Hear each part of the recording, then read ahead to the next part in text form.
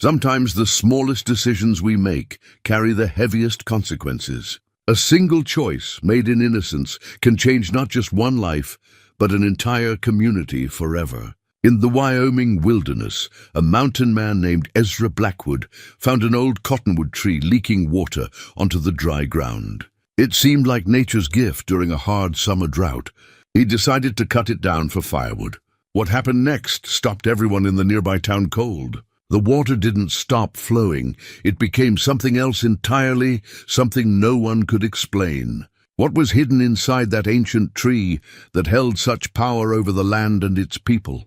Before we continue, tell us where you're tuning in from. And if this story speaks to you, make sure you're subscribed, because tomorrow I've saved something extra special for you. Ezra Blackwood had been living alone in the Wyoming mountains for 12 years. At 58, his face carried the deep lines of a man who'd spent more time squinting at horizons than looking in mirrors. His hands were scarred from a lifetime of work, first as a logger in his younger days, and then as a solitary mountain man who knew every ridge and valley for 30 miles in any direction.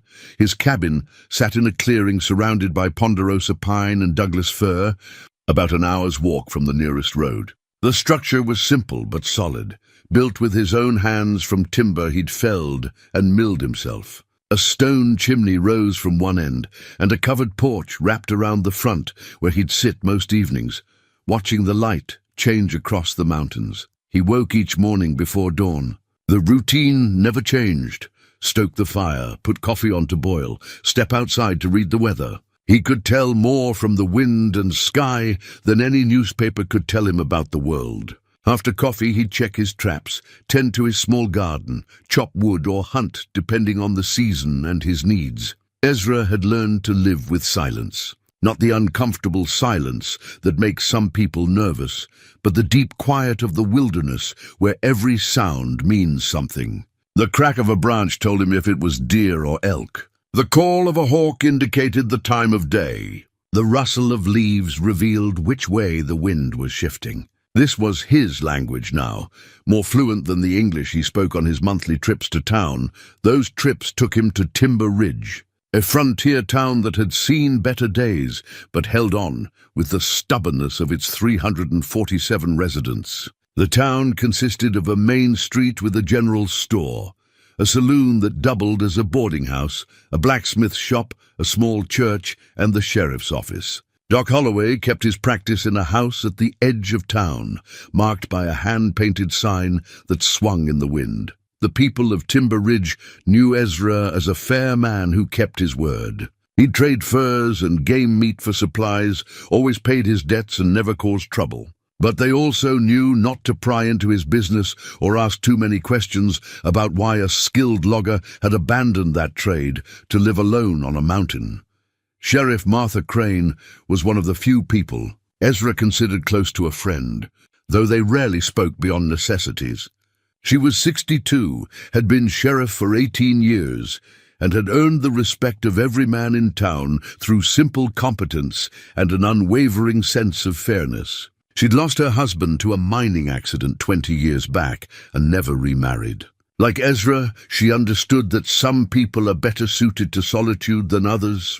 Doc Holloway was another familiar face. He'd been practicing medicine in Timber Ridge for 30 years, had delivered half the children in town, and buried a good portion of their grandparents. He was a thoughtful man, with gentle hands and a sharp mind, educated back east, but content in this remote corner of Wyoming. He'd treated Ezra more than once for various injuries, a gash from a mishandled axe, a fever that nearly killed him one winter, a broken finger from a fall.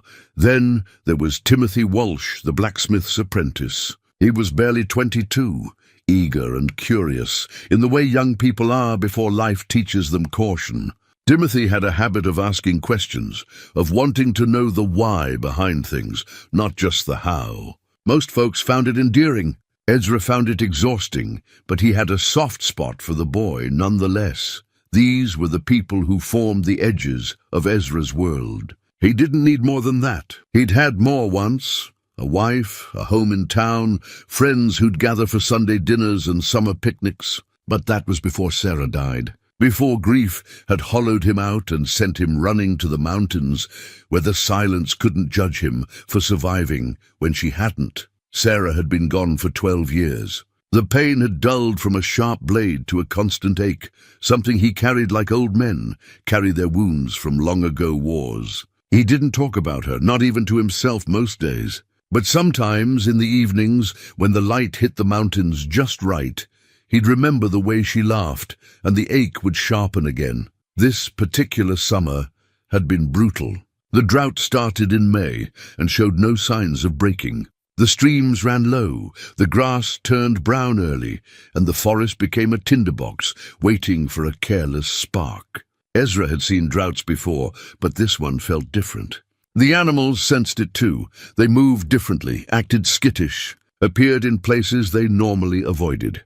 It was during one of his walks through the forest, checking on water sources, that Ezra first noticed the tree. He'd passed it 1,000 times over the years.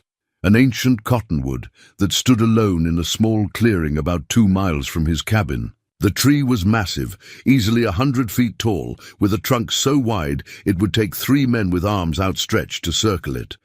But on that day in late June, something was different. Water was seeping from the bark about 5 feet up the trunk, running down in steady rivulets to pool on the ground below. At first, he thought perhaps the tree's roots had tapped into an underground spring, and the pressure was forcing water up through some crack or hollow in the wood. Such things happened, though he'd never seen it personally. He knelt and touched the water. It was cold, clean, tasted pure. The ground around the tree had turned to mud, the only wet earth he'd seen in weeks. He stood there for a long while, studying the tree, trying to understand what he was seeing. The bark looked healthy, no signs of disease or insect damage. The leaves were full and green. By all appearances, the tree was thriving. Over the next 3 weeks, Ezra returned to the cottonwood every few days. The water never stopped flowing. If anything, it increased slightly. The puddle became a small pond, maybe 10 feet across. Animals came to drink. Deer, elk, even a mountain lion he spotted one evening. The tree was providing for them during the drought, like a gift from the earth itself. But the dreams started around the same time. Ezra would find himself standing in the clearing, but the forest looked different, older somehow. The tree was there but younger, and there were others like it scattered across the landscape. People moved among them, tending to them with careful hands. They spoke in a language he didn't recognize, but their actions were clear. They were protecting the trees, honoring them in some way. He'd wake from these dreams with a strange feeling he couldn't name. Not quite unease, but something close to it. A sense that he was seeing something important, something he was meant to understand but didn't. The knife he carried on his belt had belonged to his father and his father's father before that. The handle was worn smooth from generations of hands, the blade kept sharp through constant care. It was more than a tool. It was a connection to the men who'd come before him, to the values they'd held about hard work, self-reliance, and respecting the land that provided for you. That knife had skinned countless animals, carved wood for his cabin, cut rope and leather and everything else a man needed to survive in the wilderness. It had been with him the day Sarah died, though it couldn't cut away grief. It had been with him every day since, a reminder that some things endure even when others don't. By mid-July, Ezra had made his decision. Winter would come eventually, and he needed firewood. The cottonwood was already giving water to the forest. It could give him warmth as well. He told himself it was practical, sensible. The tree was old. It might fall in a storm anyway. Better to harvest it now while it could be useful. He didn't examine too closely why he felt the need to justify the decision to himself. He didn't think about the dreams or the strange feeling that had settled in his chest. He thought only about winter, about survival, about the simple arithmetic of a man alone who needed to prepare for cold months ahead. So on a clear morning in late July, Ezra Blackwood took his grandfather's silver logging axe, walked to the ancient cottonwood tree that wept water onto the dry earth, and prepared to cut it down. He had no way of knowing that this single choice would change everything, not just for him, but for every person in Timber Ridge, and perhaps far beyond. The silver axe had belonged to Ezra's grandfather, a man who'd logged the forests of Oregon before moving east to Wyoming in search of new timber. The handle was made of hickory, worn smooth by decades of use, and the head was forged steel that held an edge better than any modern tool Ezra had ever owned. His grandfather had used it to clear land, build homes, and feed his family. It represented an era when men worked with their hands and measured their worth by what they could provide. Ezra hefted the axe, feeling its familiar weight. The morning was still cool, though the sun promised another scorching day. He approached the cottonwood with the practiced eye of a man who'd felled hundreds of trees in his younger years. The trunk was enormous, but he knew the technique. Find the right angle, create a proper notch, work steadily, and let the tool do most of the work. He studied the tree one last time before beginning. The bark was deeply furrowed, gray-brown and textured like the skin of some ancient creature. The water still seeped from that spot 5 feet up, running down in clear streams. The leaves rustled softly overhead, though there was barely any wind. For a moment Ezra had the strange thought that the tree was aware of him, watching, waiting. He shook off the notion and positioned himself. The first swing bit deep into the wood with a solid thunk that echoed across the clearing. He worked the axe free and swung again. The third strike released a sudden gush of water that splashed across his boots. More than before, much more. It poured from the cut like he'd struck a pressurized pipe. Ezra stepped back, surprised. The water flow increased with each strike, far more than should be possible from any natural source. But he'd committed now, and the tree needed to be felled safely. He continued working, creating the notch on the side he wanted the tree to fall. With each swing, more water poured out, pooling around his feet, soaking into the dry earth.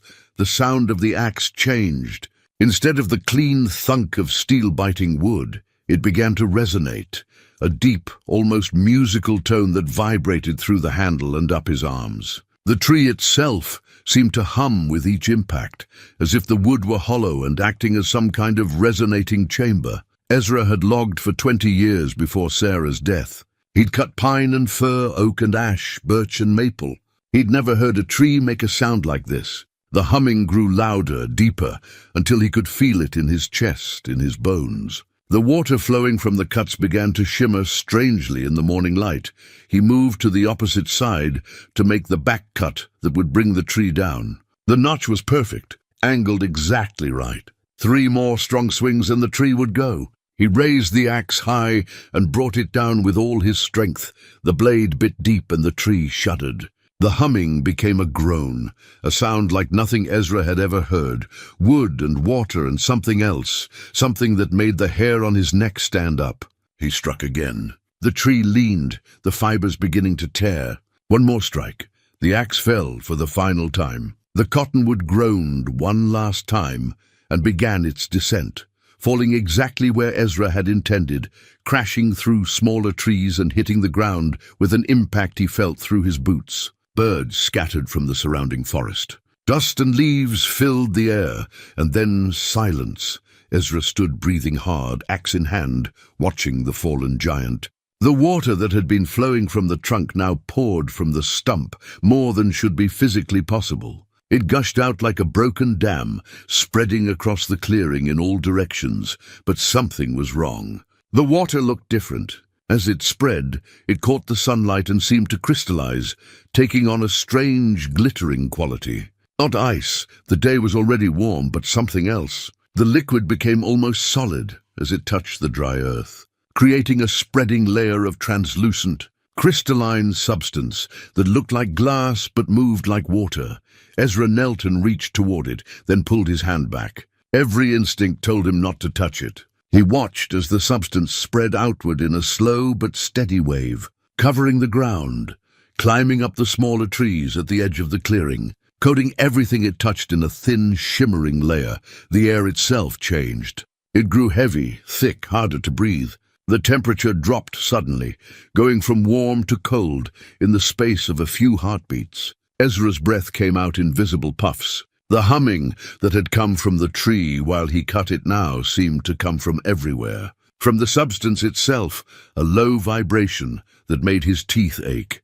He stepped backward, away from the spreading crystalline wave. It moved slowly enough that he could easily stay ahead of it, but it showed no signs of stopping. It flowed around the fallen tree, over the stump, spreading in all directions like some living thing seeking to cover every inch of ground. Ezra's mind raced. This wasn't natural.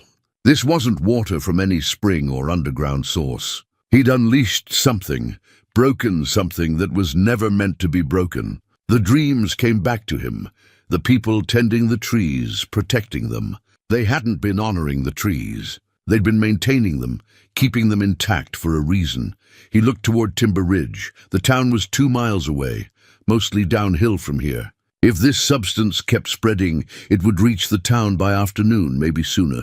He had to warn them. He had no idea what this crystalline water would do, but he knew with absolute certainty that it was dangerous.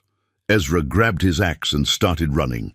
He was 58 and hadn't run anywhere in years, but fear gave him speed. He crashed through the underbrush, following the game trail he knew would take him fastest to the road. Behind him, the humming grew louder, and he could swear he heard the sound of water flowing, spreading, consuming the forest floor. He burst out onto the dirt road that led to Timber Ridge and kept running. His lungs burned, his legs ached, but he didn't slow down. The town appeared ahead, its wooden buildings looking small and fragile against the vast landscape.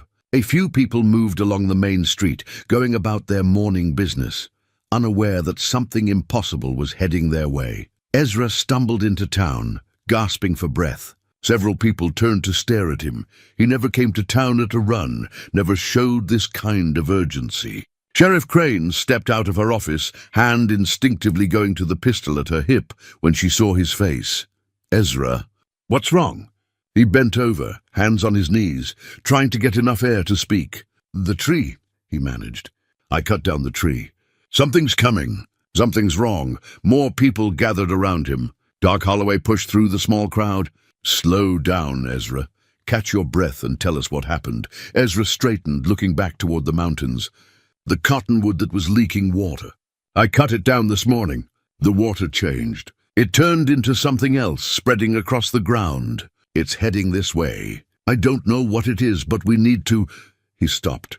At the edge of town, where the road came down from the mountains, something glittered in the sunlight. The crystalline substance had moved faster than he'd thought possible.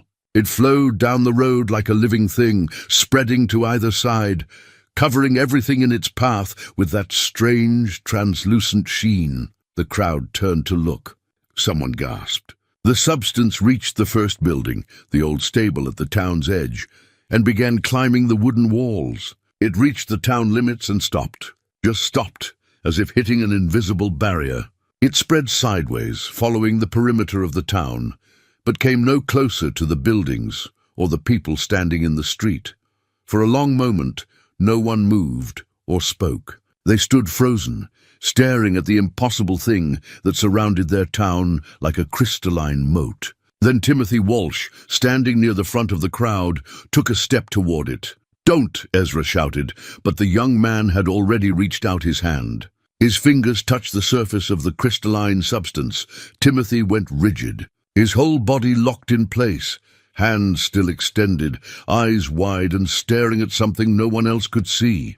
He made no sound, didn't fall, just stood there like a statue, completely motionless. Doc Holloway rushed forward and grabbed Timothy's shoulder, trying to pull him back. The moment the doctor touched the young man, he froze too, his face locked in an expression of shock and wonder. Sheriff Crane grabbed Ezra's arm. "What in God's name did you unleash?" Ezra could only shake his head, staring at the two frozen men, at the crystalline barrier surrounding Timber Ridge, at the destruction he'd caused with a single decision to cut down a tree. He'd lived alone for 12 years to avoid hurting anyone else the way he'd been hurt when Sarah died. But isolation hadn't protected anyone. His choice had put the entire town in danger, and somewhere in the mountains, 6 more trees wept water onto the ground, each one a potential catastrophe waiting to happen. The locket had been in Ezra's pocket for 12 years. He'd carried it every day since Sarah's death, a small silver oval that contained a pressed wildflower, a forget-me-not she'd picked on one of their walks, and a photograph of her taken the summer before she died. The metal was worn from his habit of touching it in moments of stress or sadness, running his thumb over the engraved pattern on its surface. It was his reminder of what he'd lost, and why he'd chosen solitude over the risk of losing anyone else. Now, standing in the main street of Timber Ridge, with two men frozen like statues and a crystalline barrier surrounding the town, he found himself reaching for that locket again. The cool metal against his palm steadied him slightly, though nothing could ease the crushing guilt that pressed down on his chest. Sheriff Crane took charge immediately. Everyone back away from that barrier. Don't touch it, don't go near it. Get inside the buildings now. Her voice carried authority that came from years of keeping order in a rough town. People obeyed, though they kept looking back at Timothy and Doc Holloway, standing motionless at the barrier's edge.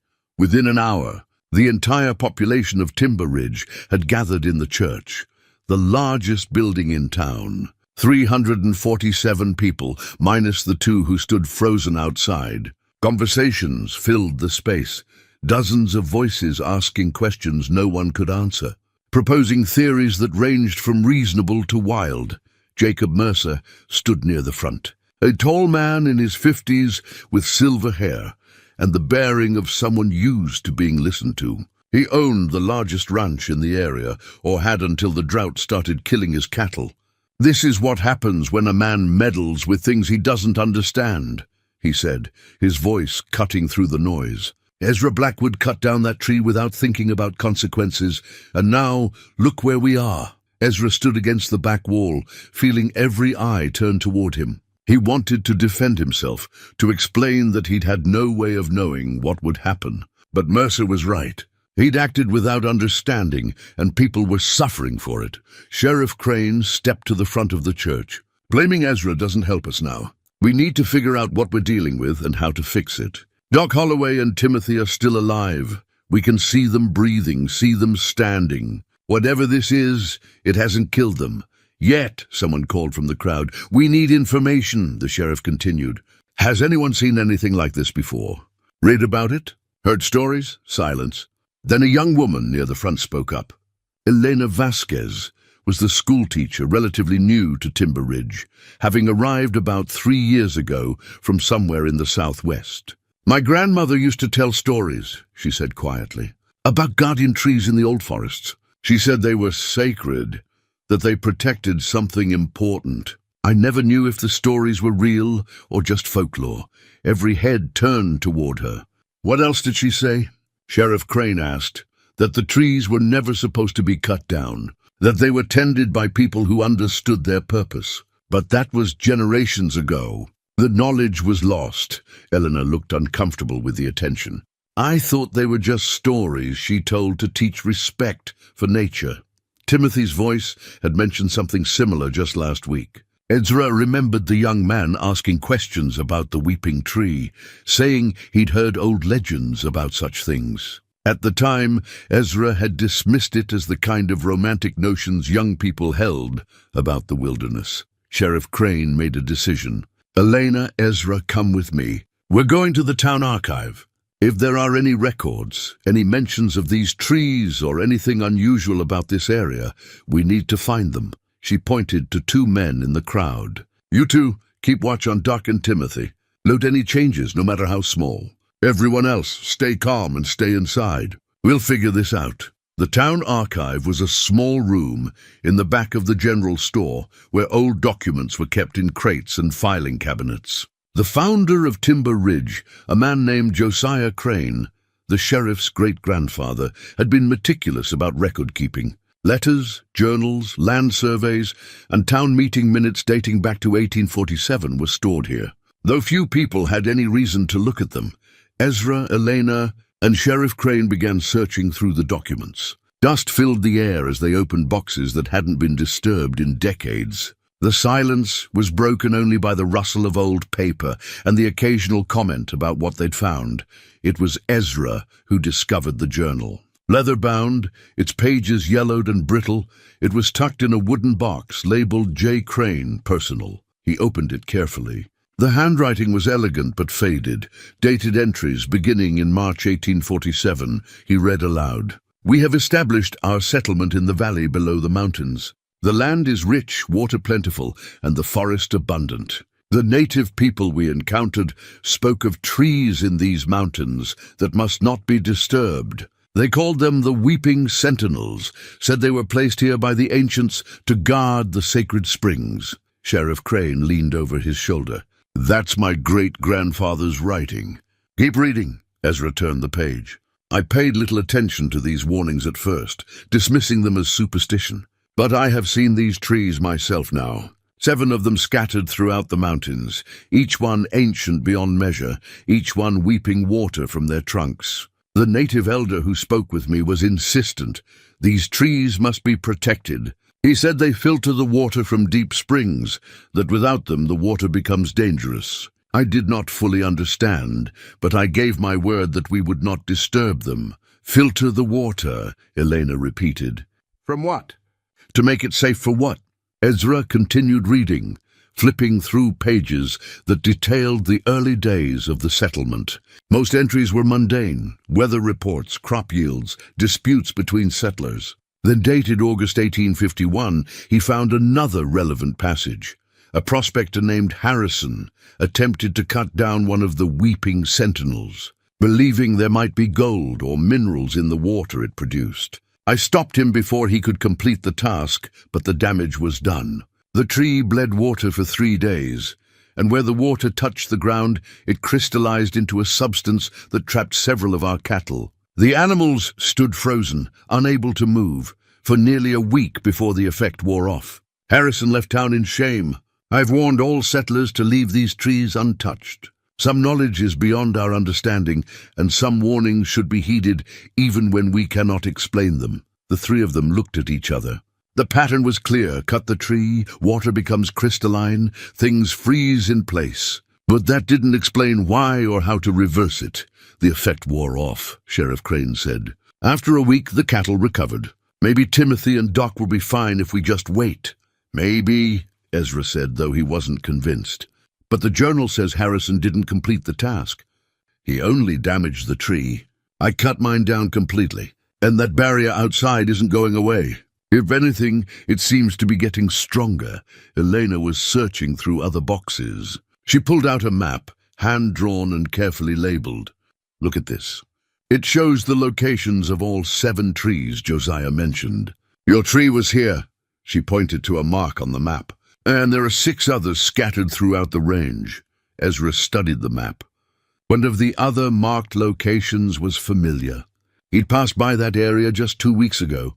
There'd been a massive cottonwood there, and now that he thought about it, it had looked sickly. Brown leaves cracking bark. "This one," he pointed. "I think it's dying."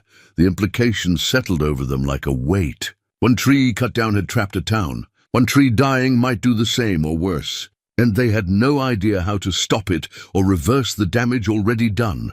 A knock at the door interrupted them. One of the men who'd been watching Timothy and Doc Holloway stuck his head in. "Sheriff, you need to see this. They're moving." The Founder's Journal lay open on the table as they rushed out of the archive. Ezra grabbed it, unwilling to leave behind what might be their only guide to understanding what was happening. The leather binding was soft with age, the pages fragile, but Josiah Crane's words were the closest thing they had to a map through this crisis. Outside, Timothy and Doc Holloway were no longer frozen in place. They stood near the barrier, moving slowly, like men waking from a deep sleep. Their eyes were open but distant, unfocused. As Ezra and the others approached, Timothy blinked and turned his head. "I saw it," he said, his voice hoarse. "I saw everything." Doc Holloway nodded slowly. "The land, the water, the people who came before." He looked at his hands as if surprised to find them moving again. "How long were we standing there?" "About 2 hours," Sheriff Crane said. "What did you see?" Timothy sat down heavily on the ground, still looking shaken. "When I touched the barrier, it was like falling into a river of memories. Not my memories, older ones. I saw this valley before the town existed, saw people living here who knew these mountains better than we ever could. They understood the trees, the water. They knew what it was and why it mattered. What was it? Elena asked, kneeling beside him. The water comes from deep in the earth, Timothy said. From springs that have been there since before people walked this land. The water carries minerals, elements from deep underground. In its pure form, it's powerful, too powerful. It affects living things, freezes them in place, traps them in time. The trees evolved to filter it, to process those minerals, and make the water safe. Doc Holloway continued the explanation. The trees are like lungs for the earth, breathing in the dangerous water and breathing out something clean. They've been doing it for thousands of years. Cut one down, and the unfiltered water escapes. That crystalline substance, that's the water in its raw form, before the trees process it. Ezra felt the weight of understanding settle on him. He hadn't just cut down a tree. He'd destroyed a natural system that had been protecting this valley for longer than recorded history. The dying tree, he said. If it fails naturally, the same thing will happen. Worse, Timothy said. I saw that too in the visions. If enough trees fail, if too many of them are cut down or die, the effect spreads. The underground water system is all connected. It flows beneath the mountains, feeding all 7 trees. Lose too many, and the whole system fails. Sheriff Crane crossed her arms, processing this information. So we need to protect the remaining trees and figure out how to fix the damage you've already done to the one you cut. The stump, Ezra said suddenly. We need to go back to the stump.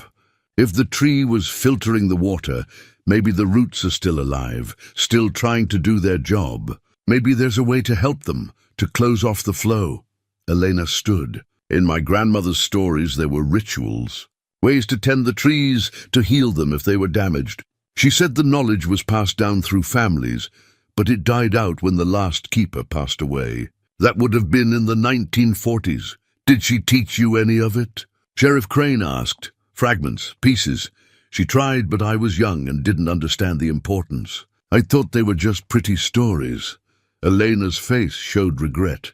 I remember something about herbs, about speaking to the trees in a certain way, about working with the moon phases. Timothy pulled himself to his feet. We need to go back to the stump. We need to understand what we're dealing with before we can fix it. The 4 of them made their way out of town, skirting the crystalline barrier that still surrounded Timber Ridge. The substance hadn't spread beyond the town's boundaries, but it showed no signs of fading either. It created a shimmering wall between the town and the forest, beautiful and terrible at the same time. The walk to the fallen cottonwood took them through familiar forest, but Ezra saw it differently now. Every tree took on new significance. Were they part of this system too, in some smaller way? Did the entire forest depend on those 7 ancient guardians? When they reached the clearing, the devastation looked worse than Ezra remembered.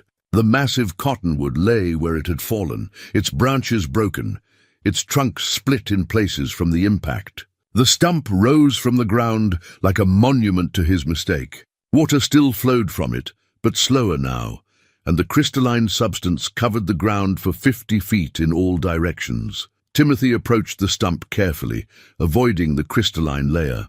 He knelt at the edge and examined the wood. Look at this, he said. The stump is hollow. There's a cavity inside, like the whole center of the tree was empty. They gathered around, peering into the stump. The hollow went deep, farther down than seemed possible. Ezra could see roots extending down into darkness, and beyond that, the glint of water reflecting what little light penetrated the opening. There's a chamber down there, Doc Holloway said. Under the tree, the water is coming from below, flowing up through the roots. Ezra studied the inside of the hollow. Strange markings covered the inner surface of the wood, patterns that looked almost like writing, though in no language he recognized. The marks were old, carved into the living wood so long ago that the tree had grown around them, incorporating them into its structure. Someone made this, Elena said, tracing one of the patterns with her finger without touching it. This isn't natural. The tree was cultivated, shaped over time to do this specific job. Timothy pointed down into the hollow.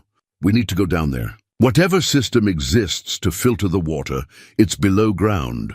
That's where we'll find answers." The four of them looked at each other. Going down into an unknown chamber beneath a tree that leaked mysterious water seemed dangerous at best, suicidal at worst. But Timber Ridge was surrounded by a crystalline barrier. Two people had already been frozen for hours, and another tree was dying somewhere in these mountains. They didn't have the luxury of caution. They needed answers, and those answers were waiting in the darkness below the stump. The stone markers were the first thing Ezra saw when they descended into the chamber.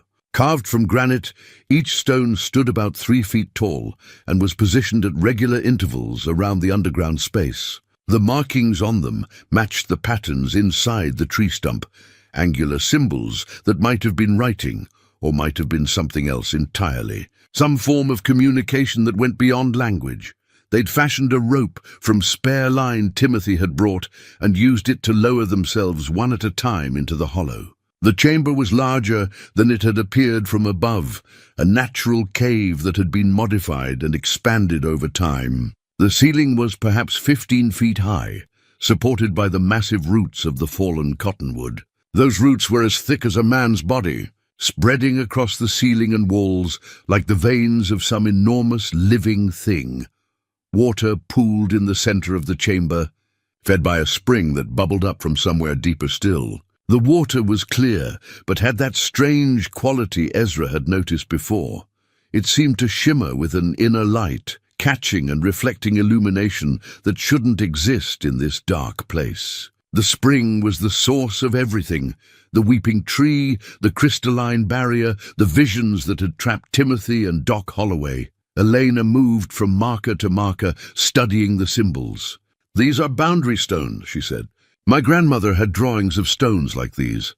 They mark sacred spaces, places where the earth's power is concentrated." She knelt beside one, careful not to touch it. Each stone is positioned precisely. They form a pattern, a circle that contains the spring. "The water is different inside the circle," Doc Holloway observed. He'd been studying the spring itself. "Look at how it flows. Inside the circle it's calm, controlled, but if you look at where it seeps past the markers, it becomes agitated, unstable." Timothy was examining the roots overhead. The tree's roots grow along the stones, following the pattern. It's like the tree and the stones were working together to contain the spring, to process the water before it reached the surface. Ezra stood in the center of the chamber, trying to understand the system he'd inadvertently destroyed. The ancient people who'd created this had understood something fundamental about the water, about its power and danger. They'd built a living filter, combining natural growth with carved stone and careful placement to create something that could last for thousands of years. And he'd taken an axe to it without a second thought. "We need to map all of this," Sheriff Crane said. She'd brought paper and pencil and was already sketching the layout of the chamber. "If there are 6 more trees, there are probably 6 more chambers like this. We need to understand the system as a whole." They spent the next hour documenting everything they could see. Elena copied the symbols from the stones, trying to capture every detail. Timothy measured the distances between markers and the dimensions of the chamber. Doc Holloway collected a sample of the spring water in a glass vial, sealing it carefully. Ezra examined the roots, noting how they'd been trained or encouraged to grow in specific patterns. When they climbed back to the surface, the sun was past its peak. The walk back to town was quiet, each of them processing what they'd seen. The crystalline barrier still surrounded Timber Ridge, unchanged. As they approached, they could see people watching from windows, waiting for news. But before they reached the town, they encountered Jacob Mercer and a group of men on horseback. Mercer's face was set in hard lines, and the men with him carried axes and saws. A dozen of them, all armed with logging tools. Sheriff Crane stepped into their path. "Where do you think you're going with those?" "To solve this problem the only way that makes sense," Mercer said. "Those trees are the source of the trouble. We cut them all down, drain the water, and this ends." "You can't," Timothy said, stepping forward. "That will make everything worse. The trees are protecting us, filtering the water. Destroy them, and the raw water spreads everywhere." Mercer's expression didn't change. The way I see it, one tree caused this mess. Getting rid of the rest eliminates the threat. It's simple mathematics. It's not simple, Elena said. The underground water system connects all 7 trees. Cutting them down won't drain anything. It will just release all that dangerous water at once. It could spread across the entire region. And I'm supposed to take the word of a school teacher and a blacksmith's apprentice over my own experience. Mercer shook his head. I've ranched this land for 30 years. I know how to solve problems. You remove the source, the problem goes away. Ezra understood Mercer's thinking because it mirrored his own from that morning. Practical, direct, simple. It was the kind of solution that made sense when you didn't know what you were dealing with. I thought the same thing, he said quietly. That's why we're in this situation. The tree wasn't the problem, it was the solution. We just didn't understand it. So what? We leave them standing and hope for the best. Mercer gestured toward town. That barrier has been there for 6 hours. It's not getting weaker, it's getting stronger. I saw it earlier. It's grown 3 inches higher since this morning. Meanwhile, we're trapped. Can't get supplies in or out. Can't reach our ranches or farms. How long do you expect people to wait while you study old stones and read journals? Sheriff Crane's hand rested on her pistol. Jacob, I understand you're scared. We all are. But charging off to cut down more trees without understanding what you're doing is exactly how we got into this mess. Give us time to figure this out properly. Time. Mercer's voice dripped with contempt. Time for what? For more people to get frozen when they touch that barrier. For the whole town to starve when our food runs out? I've got 50 head of cattle that need tending, and I can't reach them. Every day we wait costs me money I can't afford to lose. One of the men behind Mercer spoke up. The drought already killed half my herd. I can't afford to lose the rest because we're too scared to take action. Ezra saw the fear behind their anger. These were men whose livelihoods were failing, who'd watched the drought destroy their work, and who now faced a threat they couldn't fight with tools or strength. They needed something to do, some action to take, even if it was the wrong action. 3 days, Ezra said. You give us 3 days to find a solution. If we can't fix this by then, I'll help you cut down the trees myself. Sheriff Crane shot him a sharp look, but he met her eyes steadily. He understood men like Mercer because he'd been one of them his whole life. They needed a deadline, a concrete promise, something to hold on to. Mercer considered this. 3 days. But if that barrier is still standing on the 4th day, we're taking down every tree in these mountains. And Ezra, you're coming with us whether you like it or not. You started this. You'll help finish it. The group rode off, leaving the 4 of them standing in the road. Sheriff Crane turned on Ezra. 3 days? What made you think we can solve this in 3 days? Because we have to, Ezra said simply. You saw those men. They're desperate. Desperate people do desperate things. If we can't give them hope, they'll take action on their own. Back in town, the tension was palpable. The barrier had indeed grown, exactly as Mercer had said. It now stood about 7 feet high, a shimmering wall that completely enclosed Timber Ridge. People had tried throwing things over it. Nothing passed through. They'd tried digging under it. The crystalline substance extended into the ground. They were truly trapped. A town meeting was called for that evening. Every resident crowded into the church again, and this time the fear was harder to hide. Food supplies would last maybe a week. Water from the wells was still clean, but no one knew if that would change. Children cried, sensing their parents' anxiety. Old folks sat quietly, having lived through enough hardships to know when a situation was truly dire. Elena stood at the front and explained what they'd discovered. She spoke clearly, using simple language, making sure everyone understood about the springs, the filtering system, the purpose of the trees. She told them about the visions, about the ancient people who'd built this system, about why cutting down more trees would be catastrophic. When she finished, an elderly woman in the back row raised her hand. My grandmother told me stories about her grandmother, would have been my great-great-grandmother. Said she was one of the water keepers, last of her line. Always said the knowledge would be needed again someday, but she died before teaching anyone properly. Did she leave anything behind? Elena asked. Any writings, any tools? There's a bag of hers up in my attic, herbs and such. I never knew what they were for, kept them because they were hers.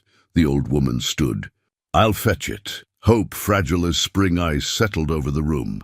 Maybe they weren't as lost as they'd feared. Maybe the knowledge wasn't entirely gone. Maybe, with 3 days and the fragments of old wisdom, they could find a way to close what Ezra had opened, to heal what he had broken. But first, they needed to find that dying tree. The medicine bag was made of deerskin, soft with age and use. Inside were bundles of dried herbs wrapped in cloth, small carved stones, a length of braided cord, and a notebook filled with cramped handwriting in faded ink. Elena's hands trembled as she opened it, recognizing immediately that this was exactly what they needed. The old woman who'd brought it, her name was Margaret Holloway. Doc's mother sat beside Eleanor as they examined the contents. My great-great-grandmother was called Anna. She learned from her mother, who learned from hers. The knowledge went back generations, all the way to the people who first tended these trees. Elena read aloud from the notebook. The trees breathe for the earth, taking in what is dangerous and releasing what is safe. To close a tree that has been opened, one must speak to the roots in the old language, offer the sacred herbs, and work with the moon's blessing. The closing must be done with respect and understanding, or the tree will not respond. Do you know the old language? Timothy asked some of it. My grandmother taught me phrases, songs. I never understood their purpose, but I remember them. Elena looked up from the notebook. This describes a ritual, step by step.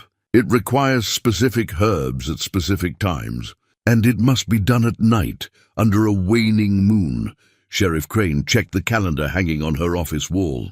The moon is 2 days past full. It's waning now. We could attempt the ritual tomorrow night, but there's more. Elena continued reading.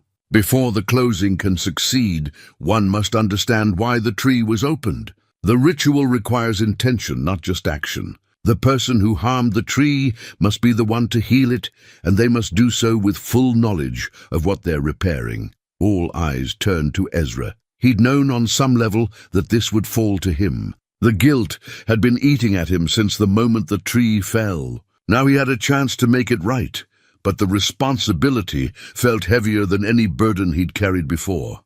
I'll do it, he said. Whatever needs to be done. Doc Holloway leaned forward. The ritual is dangerous, according to these notes. The person performing it must touch the spring water directly, must allow it to show them the truth of what they've done. It's similar to what happened to Timothy and me, but deeper, more intense. You'll see not just memories, but consequences. The weight of your action and all its ripples through time. I can handle it, Ezra said. Though he wasn't sure that was true, Eleanor spent the rest of the evening studying the notebook, copying key passages and trying to decipher the parts written in the old language. Timothy helped her identify the herbs in the medicine bag, matching them to plants that grew in the surrounding mountains. Some they would need to gather fresh. Others were there in the bag, still potent despite their age. The ritual required sage, mountain laurel, and forget-me-nots. The sage and laurel could be found easily enough, but forget-me-nots were rare at this elevation and this time of year. Timothy remembered seeing some near a stream about 3 miles north, in a sheltered valley that stayed cool even in summer. I'll go at first light, he said. We need them fresh for the ritual to work. Sheriff Crane organized the practical matters.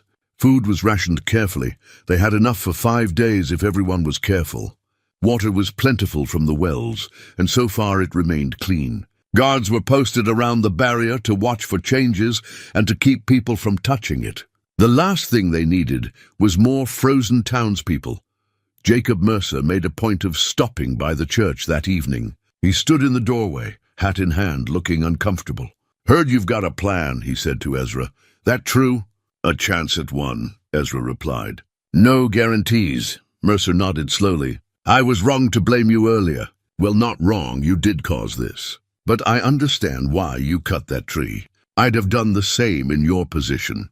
Drought makes a man think about survival, makes him do what seems practical. He paused. My ranch is failing. Have been for months. Lost 60 head of cattle to the drought already. Couldn't afford to lose more, couldn't afford to wait around while the problem got worse. That's why I wanted to act. I understand, Ezra said, and he did. Fear and desperation made people take shortcuts, made them reach for simple solutions to complex problems. He'd done the same thing with the tree. I'll give you your 3 days, Mercer said. But Ezra, if this ritual doesn't work, we're going to have to try something else.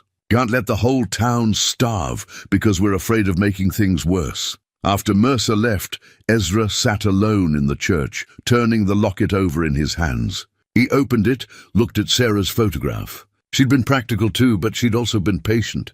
She would have taken time to understand before acting. She would have asked questions, sought advice, thought through consequences. She wouldn't have grabbed an axe and rushed into a decision.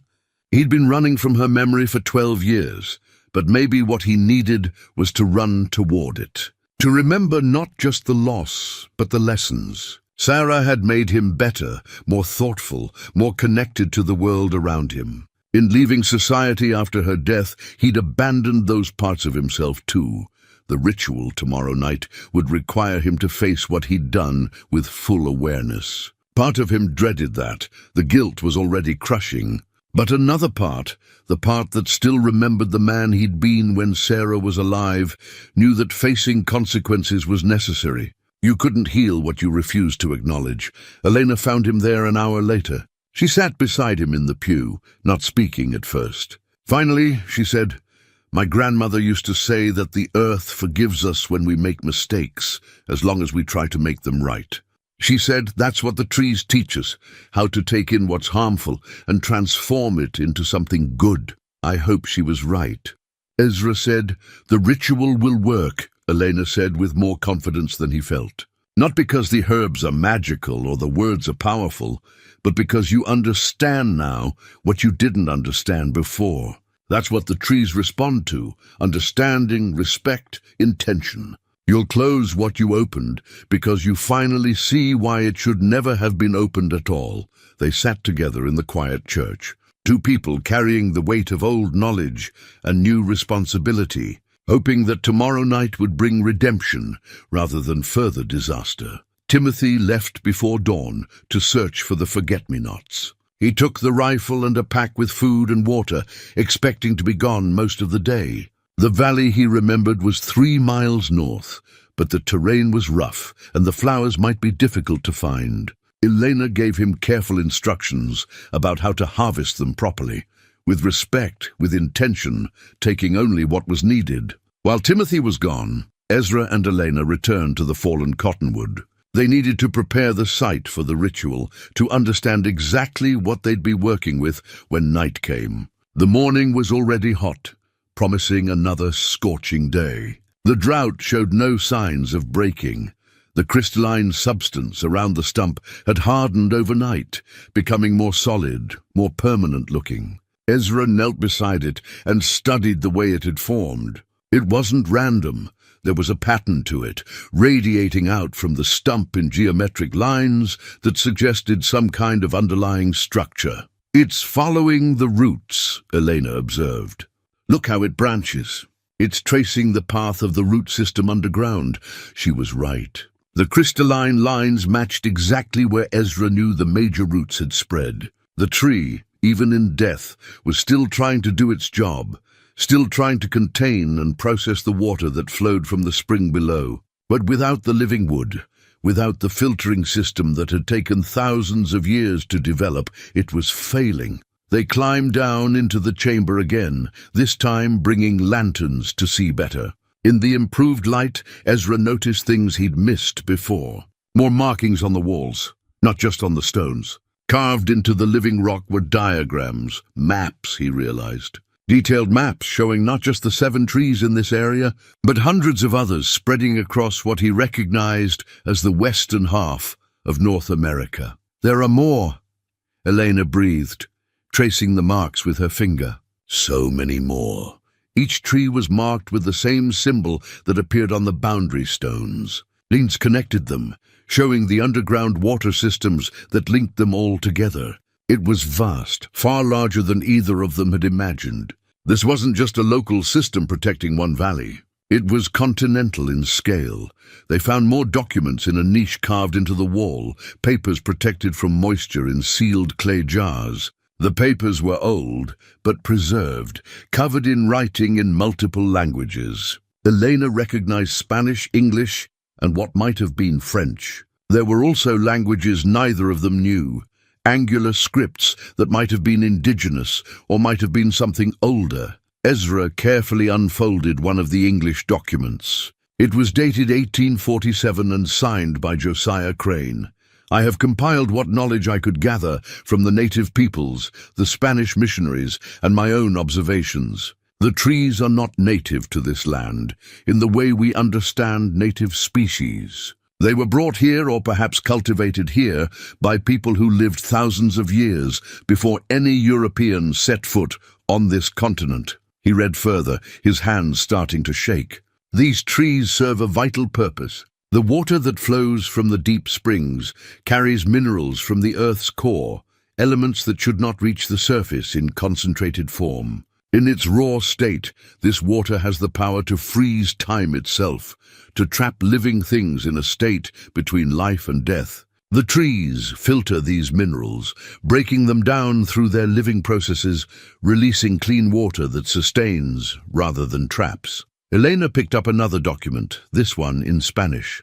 She translated slowly. It speaks of the Great Freezing, an event that nearly destroyed the people who lived here long ago.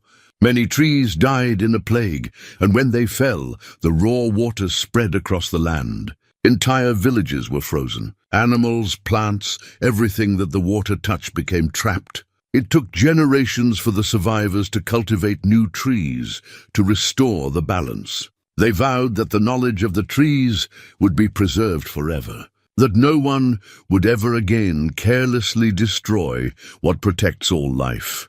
They looked at each other, the full weight of what they were reading settling on them. This wasn't just about Timber Ridge. The tree Ezra had cut down was part of a network protecting the entire continent. If enough trees failed, if the system collapsed, the consequences would be catastrophic. Ezra found another document, this one dated 1923 and written in English by someone named Catherine Ortiz. I am the last keeper trained in the old ways. My mother taught me, and her mother before her, but the knowledge is dying. Young people move to cities, and the old traditions seem like superstitions to them. I have tried to pass on what I know, but no one listens. When I am gone, the trees will be unprotected. I pray that they remain strong enough to survive without human care, but I fear for the day when ignorance destroys what wisdom built. This is what happened, Eleanor said quietly. The knowledge died out. People forgot why the trees mattered. And now we're here, trying to piece together what was lost. Ezra continued exploring the chamber. At the far end, partially hidden behind a fallen stone, he found a cavity in the wall. Inside was something that made his breath catch, a book, bound in leather and metal, protected from moisture by a sealed case of what looked like glass or crystal. He carefully removed it and brought it into the light. The book was a manual, written in multiple languages with detailed illustrations. It showed the proper way to tend the trees, how to perform rituals for healing damaged ones, how to cultivate new trees if needed, and most importantly, what would happen if the system failed. Elena turned to the final section, and what she read made her go pale. If more than 30% of the trees fail, the underground water systems will become unstable.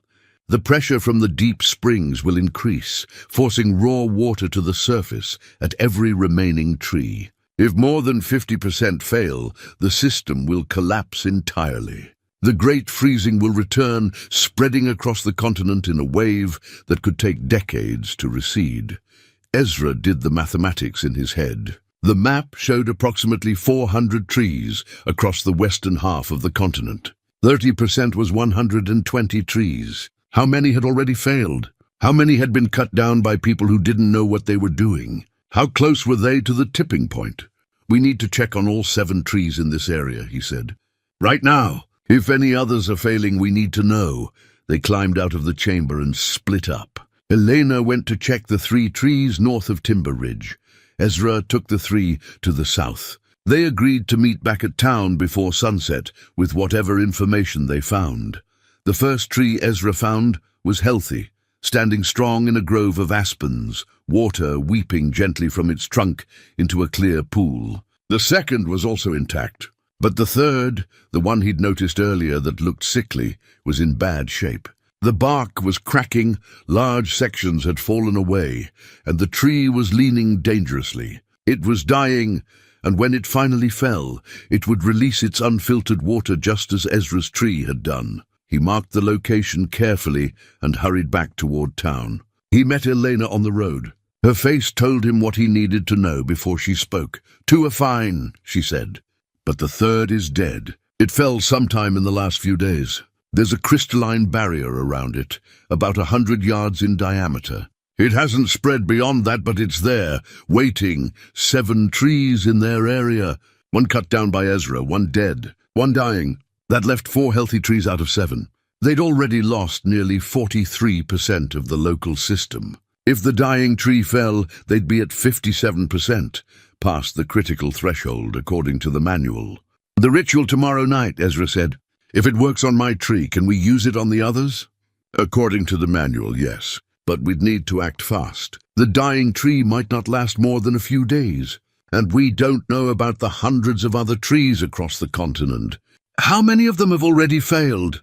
They walked back to Timber Ridge in silence, both understanding that they'd stumbled into something far larger than a local crisis. The barrier around their town was just a symptom. The real problem was continental in scale, and they had no way of knowing how close they were to catastrophe. When Timothy returned that evening with fresh forget-me-nots carefully wrapped in cloth, Ezra told him and Sheriff Crane what they'd discovered. The 4 of them stood in the church, looking at the drawings Elena had copied from the chamber, understanding that tomorrow night's ritual wasn't just about saving Timber Ridge. It was about preventing the Great Freezing from returning, about protecting a system that had kept an entire continent safe for thousands of years, about making right a mistake that could have consequences beyond anything Ezra had imagined when he'd raised his axe that morning. The weight of that responsibility was almost too much to bear. But there was no one else, no experts to call, no government agency that knew about this. Just 4 people in a small town, armed with fragments of old knowledge and a desperate hope that they could close what should never have been opened. The keeper's manual lay open on the table in Sheriff Crane's office. Elena had spent hours combining its instructions with the notes from the medicine bag and the information from Josiah Crane's journal. What emerged was a comprehensive guide, not perfect, but as complete as they could make it with the fragments they had. The ritual required precise timing and careful preparation. They would begin at moonrise, work through the night, and complete the closing just before dawn. Ezra would need to fast for the entire day beforehand to clear his mind and body. The herbs would be prepared in a specific order, burned in a specific pattern around the boundary stones in the chamber below the stump. But the most important element, according to every source they'd consulted, was intention. The person performing the ritual had to understand fully what they were repairing, had to accept responsibility for the damage they'd caused, and had to approach the task with genuine humility and respect. The trees, according to the old writings, could sense the difference between empty gestures and true understanding. "You'll need to speak to the spring," Eleanor explained, showing Ezra the phonetic transcriptions she'd made of the old language. These phrases asked permission to approach, acknowledge the harm that was done, and request the opportunity to make amends. They're not magic words that force the tree to respond.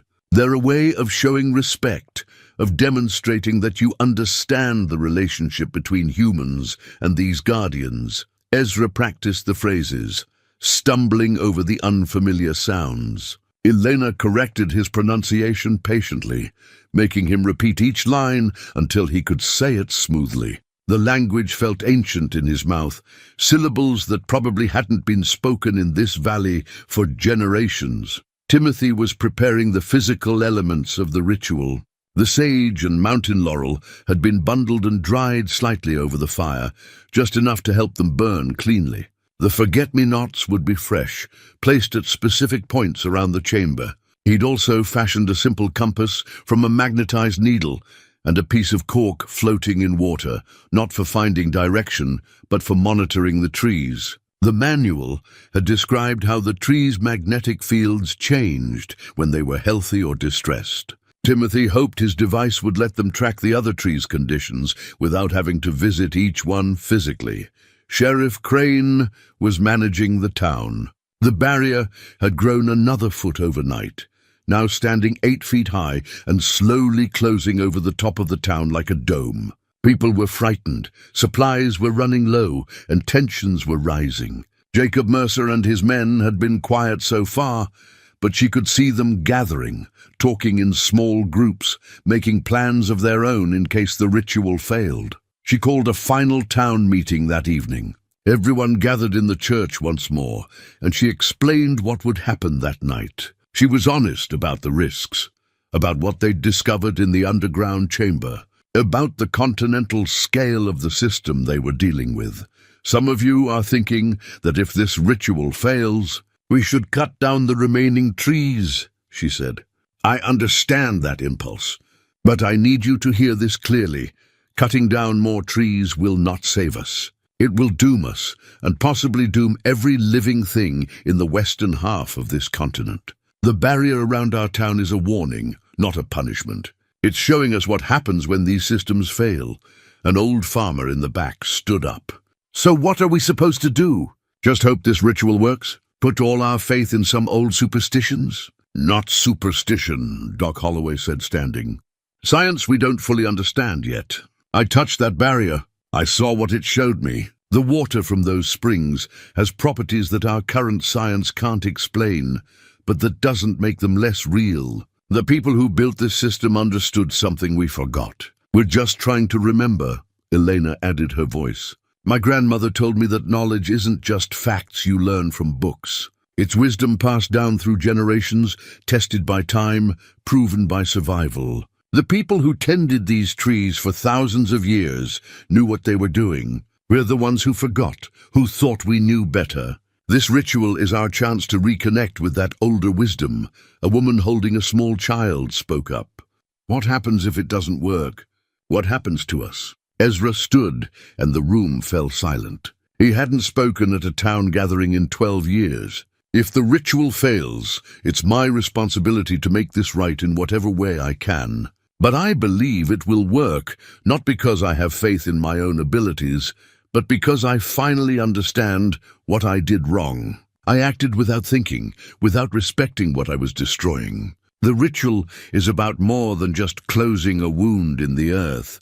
It's about acknowledging that wound, taking responsibility for it, and committing to do better. He looked around at the faces watching him. For 12 years I've lived alone on that mountain.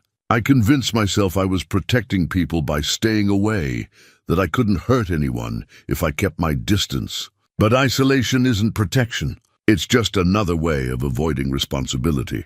These trees taught the people who tended them something important.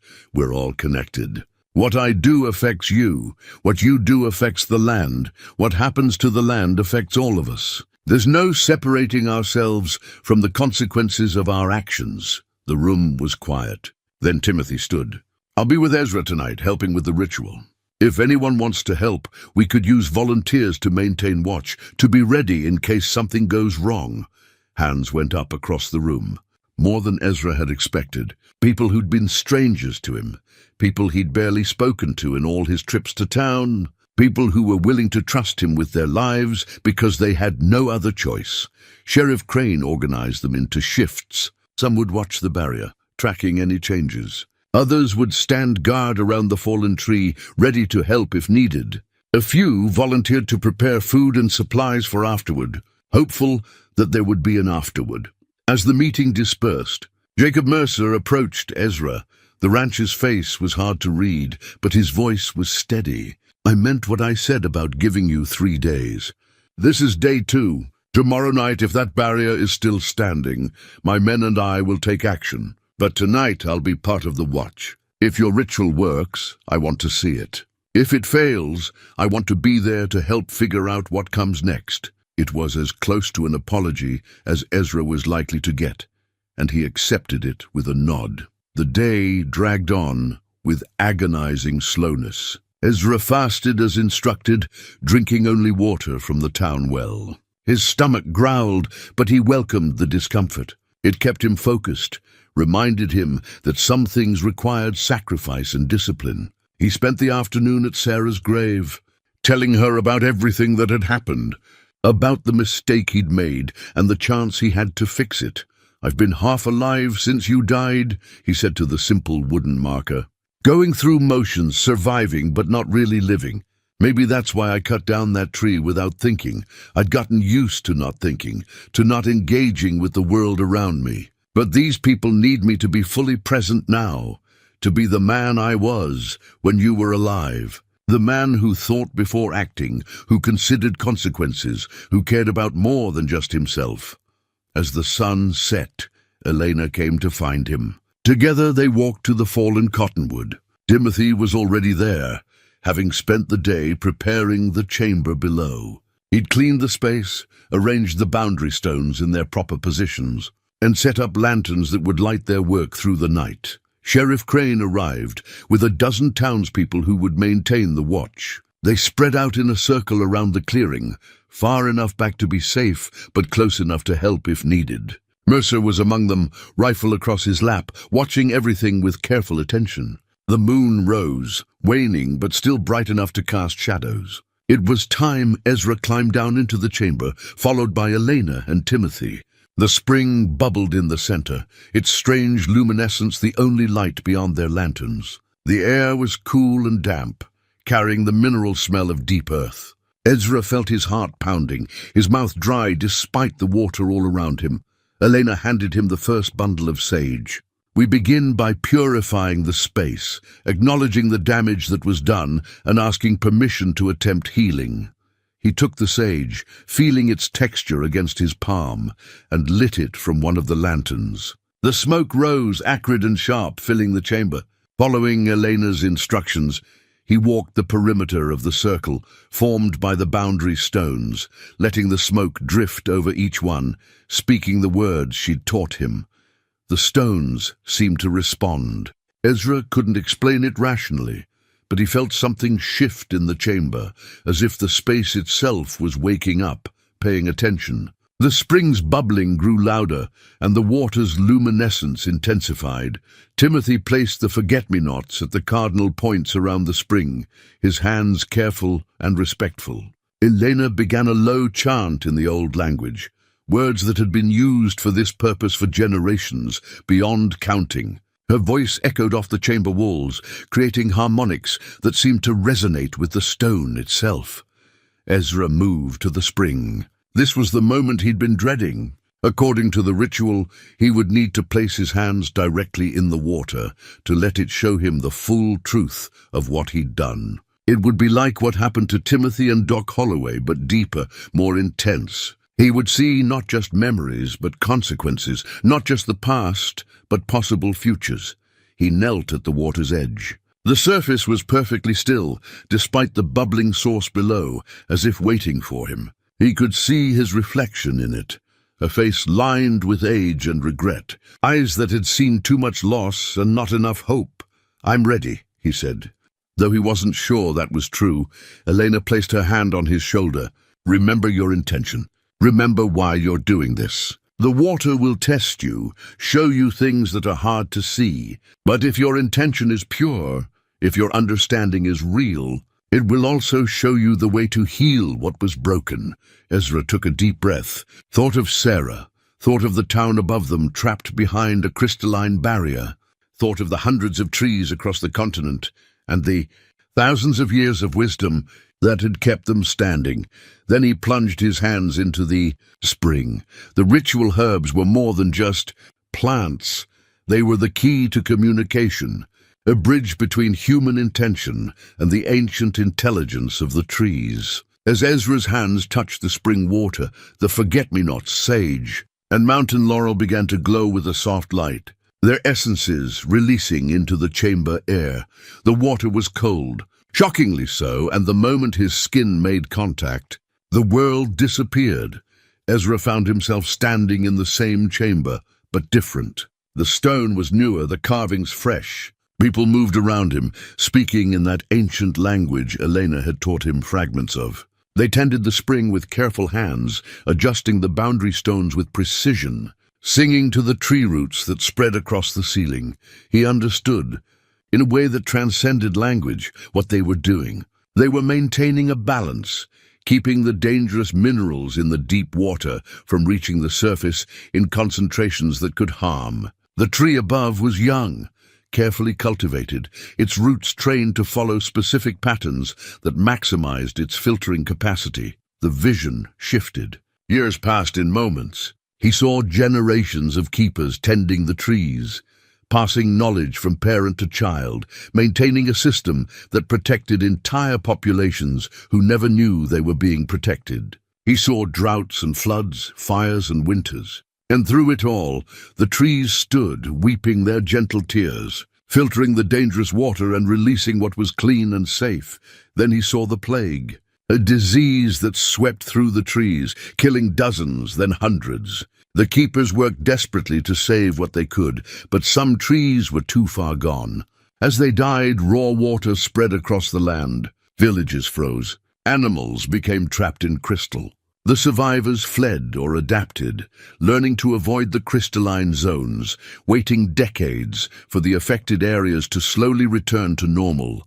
The keepers cultivated new trees, a process that took generations. They developed better techniques, stronger varieties, more robust systems. They swore that the knowledge would be preserved forever, that no one would ever again carelessly destroy what protected all life.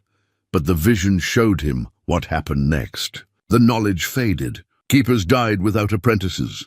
The old languages disappeared. Written records were lost or forgotten. By the time Josiah Crane arrived in 1847, only fragments remained, preserved by a handful of families who half remembered the old ways but no longer fully understood their importance. Ezra saw his own century. He saw Catherine Ortiz, the last trained keeper, dying alone with her knowledge unshared. He saw the decades that followed, trees standing unprotected, some dying from disease or age or accident, each one releasing its burden of unfiltered water. Small zones of crystalline barrier appeared in remote areas, unexplained by science, dismissed as anomalies.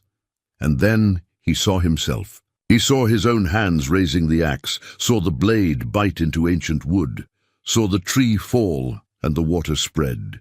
But the vision didn't stop there. It showed him what could have happened if Timothy hadn't known the old legends, if Elena's grandmother hadn't preserved her knowledge, if the town hadn't come together. He saw the barrier spreading beyond Timber Ridge, consuming the valley, reaching other towns. He saw the dying tree fall and release more water. He saw the effect cascade, one tree's failure putting stress on the others, weakening them, causing more to fail. He saw the threshold crossed, more than half the trees gone, and then he saw the great freezing begin. It spread across the continent like a wave, slow but inexorable. Crystalline barriers appeared around every failed tree, growing and merging, creating zones where nothing could move or grow. Cities were cut off from farmland. Rivers were frozen mid-flow. Wildlife became trapped. The human cost was staggering, measured not in lives lost, but in lives suspended. People frozen in crystal for years or decades, aware but unable to move, unable to die. The vision showed him futures branching in different directions, based on different choices. In some, the ritual he was performing now succeeded. In others, it failed. In some, humanity learned from the crisis and restored the keeper tradition.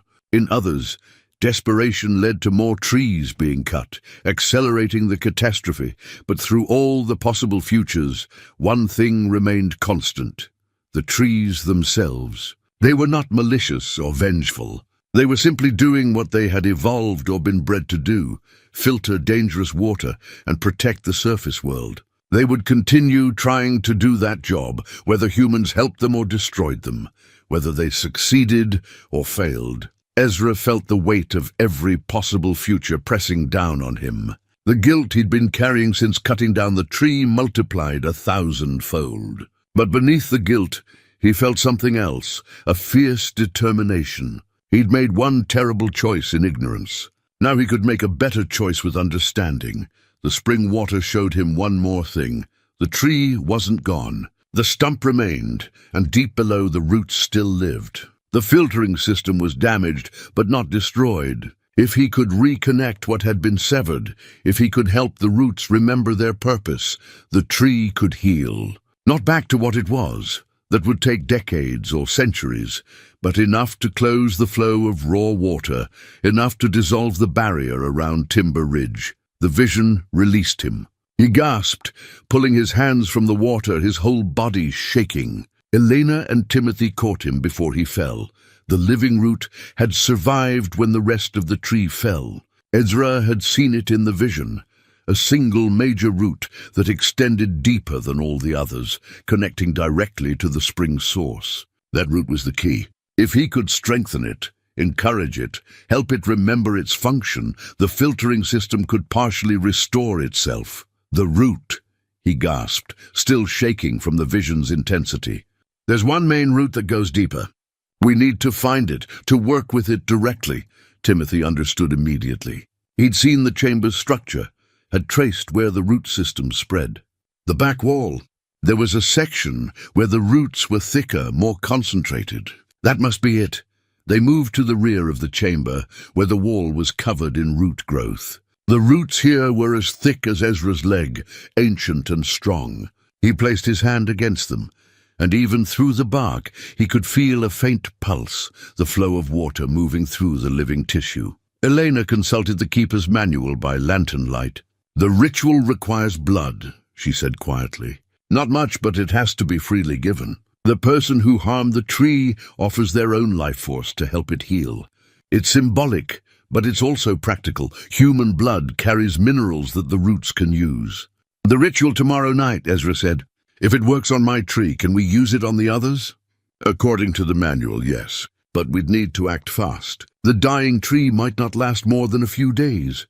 And we don't know about the hundreds of other trees across the continent. How many of them have already failed?" They walked back to Timber Ridge in silence, both understanding that they'd stumbled into something far larger than a local crisis. The barrier around their town was just a symptom. The real problem was continental in scale, and they had no way of knowing how close they were to catastrophe. When Timothy returned that evening with fresh forget-me-nots carefully wrapped in cloth, Ezra told him and Sheriff Crane what they'd discovered. The four of them stood in the church, looking at the drawings Elena had copied from the chamber, understanding that tomorrow night's ritual wasn't just about saving Timber Ridge. It was about preventing the great freezing from returning, about protecting a system that had kept an entire continent safe for thousands of years, about making right a mistake that could have consequences beyond anything Ezra had imagined when he'd raised his axe that morning. The weight of that responsibility was almost too much to bear. But there was no one else, no experts to call, no government agency that knew about this. Just four people in a small town, armed with fragments of old knowledge and a desperate hope that they could close what should never have been opened. The keeper's manual lay open on the table in Sheriff Crane's office. Elena had spent hours combining its instructions with the notes from the medicine bag and the information from Josiah Crane's journal. What emerged was a comprehensive guide, not perfect, but as complete as they could make it with the fragments they had. The ritual required precise timing and careful preparation. They would begin at moonrise, work through the night, and complete the closing just before dawn. Ezra would need to fast for the entire day beforehand to clear his mind and body. The herbs would be prepared in a specific order, burned in a specific pattern around the boundary stones in the chamber below the stump. But the most important element, according to every source they'd consulted, was intention. The person performing the ritual had to understand fully what they were repairing, had to accept responsibility for the damage they'd caused, and had to approach the task with genuine humility and respect. The trees, according to the old writings, could sense the difference between empty gestures and true understanding.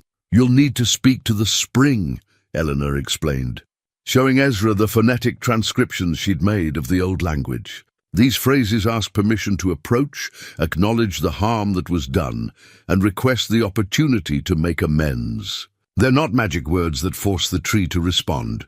They're a way of showing respect, of demonstrating that you understand the relationship between humans and these guardians. Ezra practiced the phrases, stumbling over the unfamiliar sounds. Elena corrected his pronunciation patiently, making him repeat each line until he could say it smoothly. The language felt ancient in his mouth, syllables that probably hadn't been spoken in this valley for generations. Timothy was preparing the physical elements of the ritual.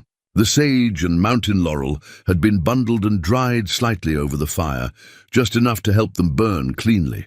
The forget-me-nots would be fresh, placed at specific points around the chamber. He'd also fashioned a simple compass from a magnetized needle and a piece of cork floating in water, not for finding direction, but for monitoring the trees. The manual had described how the trees' magnetic fields changed when they were healthy or distressed. Timothy hoped his device would let them track the other trees' conditions without having to visit each one physically. Sheriff Crane was managing the town. The barrier had grown another foot overnight, now standing 8 feet high and slowly closing over the top of the town like a dome. People were frightened, supplies were running low, and tensions were rising. Jacob Mercer and his men had been quiet so far, but she could see them gathering, talking in small groups, making plans of their own in case the ritual failed. She called a final town meeting that evening. Everyone gathered in the church once more, and she explained what would happen that night. She was honest about the risks, about what they'd discovered in the underground chamber, about the continental scale of the system they were dealing with. "Some of you are thinking that if this ritual fails, we should cut down the remaining trees," she said. "I understand that impulse, but I need you to hear this clearly. Cutting down more trees will not save us. It will doom us, and possibly doom every living thing in the western half of this continent. The barrier around our town is a warning, not a punishment. It's showing us what happens when these systems fail." An old farmer in the back stood up. "So what are we supposed to do? Just hope this ritual works? Put all our faith in some old superstitions?" "Not superstition," Doc Holloway said, standing. "Science we don't fully understand yet. I touched that barrier. I saw what it showed me. The water from those springs has properties that our current science can't explain, but that doesn't make them less real. The people who built this system understood something we forgot. We're just trying to remember," Elena added her voice. "My grandmother told me that knowledge isn't just facts you learn from books. It's wisdom passed down through generations, tested by time, proven by survival. The people who tended these trees for thousands of years knew what they were doing. We're the ones who forgot, who thought we knew better. This ritual is our chance to reconnect with that older wisdom." A woman holding a small child spoke up. "What happens if it doesn't work? What happens to us?" Ezra stood, and the room fell silent. He hadn't spoken at a town gathering in 12 years. "If the ritual fails, it's my responsibility to make this right in whatever way I can. But I believe it will work, not because I have faith in my own abilities, but because I finally understand what I did wrong. I acted without thinking, without respecting what I was destroying. The ritual is about more than just closing a wound in the earth. It's about acknowledging that wound, taking responsibility for it, and committing to do better." He looked around at the faces watching him. "For 12 years I've lived alone on that mountain. I convinced myself I was protecting people by staying away, that I couldn't hurt anyone if I kept my distance. But isolation isn't protection. It's just another way of avoiding responsibility. These trees taught the people who tended them something important. We're all connected. What I do affects you. What you do affects the land. What happens to the land affects all of us. There's no separating ourselves from the consequences of our actions." The room was quiet. Then Timothy stood. "I'll be with Ezra tonight, helping with the ritual. If anyone wants to help, we could use volunteers to maintain watch, to be ready in case something goes wrong. Hands went up across the room. More than Ezra had expected. People who'd been strangers to him. People he'd barely spoken to in all his trips to town. People who were willing to trust him with their lives because they had no other choice. Sheriff Crane organized them into shifts. Some would watch the barrier, tracking any changes. Others would stand guard around the fallen tree, ready to help if needed. A few volunteered to prepare food and supplies for afterward, hopeful that there would be an afterward. As the meeting dispersed, Jacob Mercer approached Ezra. The rancher's face was hard to read, but his voice was steady. I meant what I said about giving you 3 days. This is day 2.